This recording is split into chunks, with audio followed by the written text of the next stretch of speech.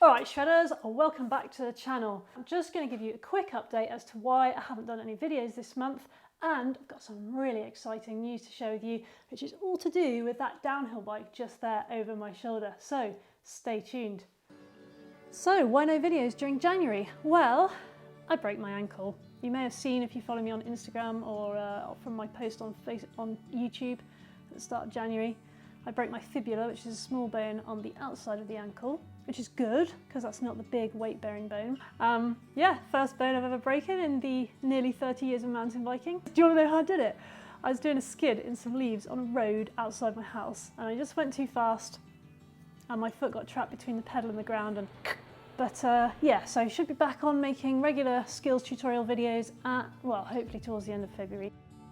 Right now, for that exciting bit of news I mentioned right at the start of the video, this here beautiful bicycle is a Scott Gambler. It's a downhill bike, and I am going to take it to do Masters Downhill World Championships this year. Masters World Championships, that's for people over 30, are here in France this year. So I thought, let's do it. Can I become Masters Downhill World Champion 2021? We will see. So got a few obstacles to overcome first.